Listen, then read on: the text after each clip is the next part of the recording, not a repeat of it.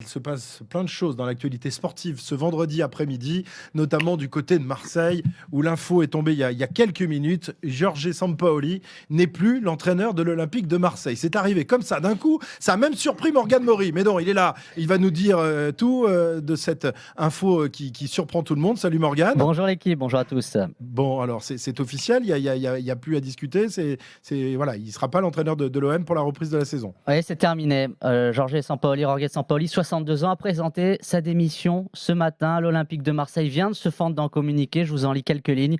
L'OM souhaite remercier sincèrement et très chaleureusement le travail de Jorge Sampaoli. Nous sommes satisfaits du chemin parcouru et des émotions vécues ensemble, mais à la suite d'une longue réflexion, les deux parties qui agissent dans l'intérêt du projet de l'Olympique de Marseille ont convenu de mettre un terme à cette étape.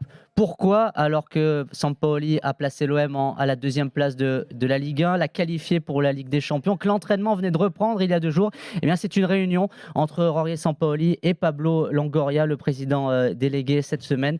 Longoria est plutôt attentiste sur le marché des transferts. Jorge Sampaoli voulait une équipe plus offensive, en tout cas que les dirigeants de l'OM soient beaucoup plus offensifs. Longoria, selon notre correspondant Florent Germain à Marseille, attendait des opportunités qui auraient pu se dévoiler en fin de mercato, car en ce moment les prix sont très hauts et le marché est très spéculatif, et Pablo Longoria est confronté aux limites aussi de son actionnaire. Il ne peut pas dépasser les limites fixées par le propriétaire Franck McCourt. Sampaoli est sorti énervé. Pour lui, l'OM n'était pas à la hauteur de ses ambitions. Selon Florent Germain, pour les proches de Sampaoli, aucun retour en arrière n'est possible. Tu l'as compris, Christophe, c'est le mercato qui a posé problème à l'entraîneur argentin. Pour l'instant, 2 recrues seulement à l'OM. Samuel Gigot, défenseur qui vient du Spartak Moscou, et le jeune Isaac Touré, 19 ans, défenseur qui arrive du Havre, qui a signé hier. Les points qui ont posé problème, c'est Bouba Kamara qui est parti libre à Aston Villa.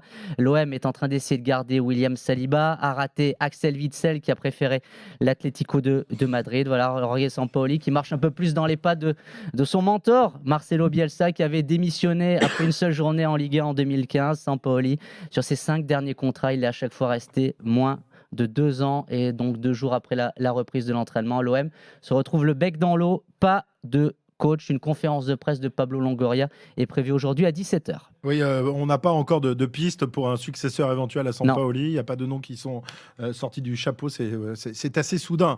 Mais cette impatience incroyable, parce que j'ai pas l'impression qu'il y ait beaucoup de clubs qui aient fait de gros recrutements jusqu'à présent.